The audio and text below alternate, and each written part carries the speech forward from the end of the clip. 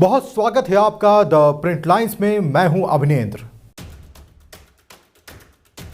CAA पर विपक्षी दलों के बयानबाजियों के बाद अब बीजेपी नेता रविशंकर प्रसाद ने बड़ा बयान दिया है। उन्होंने कहा है कि यह किसी भी भारतीय को उनकी नागरिकता से वंचित नहीं करता है। सीएए केवल उन लोगों को नागरिकता देता है जिन्हें उनकी आस्था के आधार पर सताया गया है। मैं सीएए के नाम पर सांप्रदायिक तनाव फैलाने की कोशिश करने वालों से कहना चाहता हूं कि वे रुकें, झूठ बोलना बंद करें। मैं दक्षिण भारत, विशेषकर केरल और तमिलनाडु की पार्टियों से नफरत फैलाना बंद करने का आग्रह करता हूं। मित्रों, आज केजरीवाल का एक बहुत ही विचित्र वक्तव्य आया है कि सीए के आने से बाहर के लोग नौकरी लेंगे। ये कौन सा तर्क है? ये जो हिंदुस्तान में लोग आए हैं, ये कौन है? ये अपने आस्था के नाम पर प्रताड़ित होकर आए हैं। पाकिस्तान, बांग्लादेश, अफगानिस्तान से। और वो इसलिए प्रताड़ित हुए कि उनकी आस्था दूसरी थी। वो हिंदू थे, सिख थे, क्रिश्चियन थे, पारसी थे।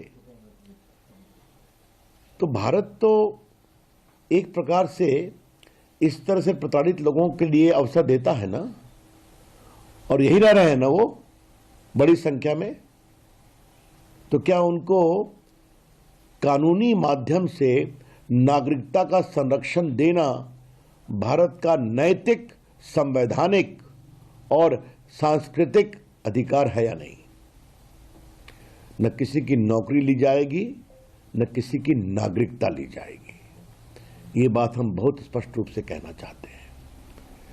लेकिन केजरीवाल जी, वोट बैंक की प्रत्याशा में आप कहां तक जाएंगे?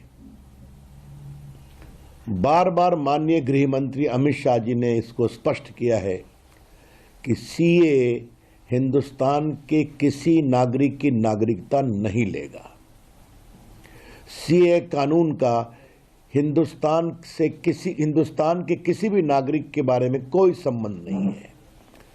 न हिंदुस्तान में रहने वाले किसी की नागरिकता छीनेगा, न किसी को नागरिकता देगा।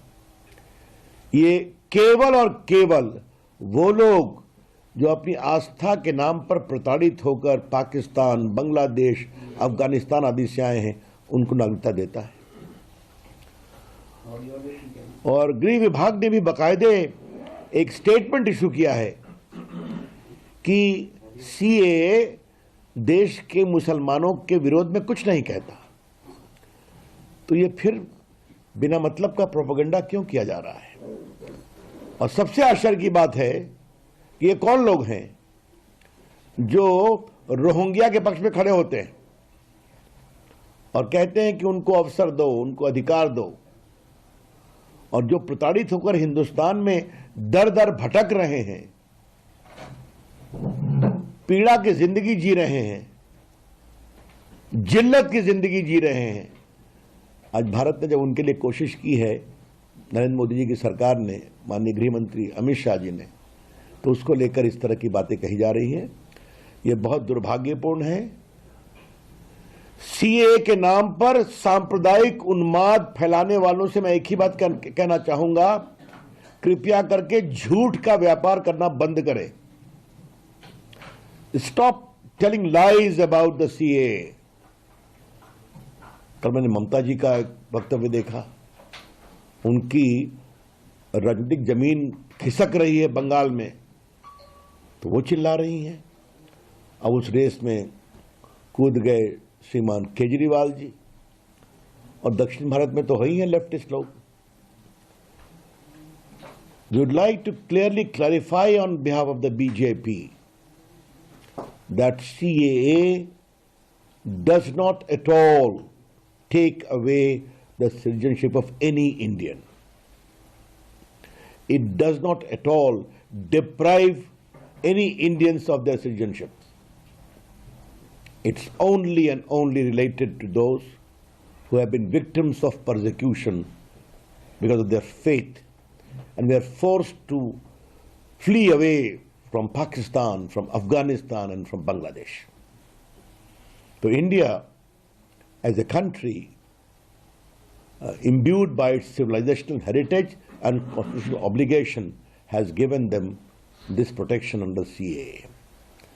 I would urge the parties also of South India, particularly in Kerala and Tamil Nadu, please stop spreading hatred based upon falsehood. तो मित्रों, मुझे कहना था, केजरीवाल जी तो कुछ नए नए तर्क रोज निकालते हैं, छोड़ दीजिए उनको, सबकी सियासी जमीन खिसक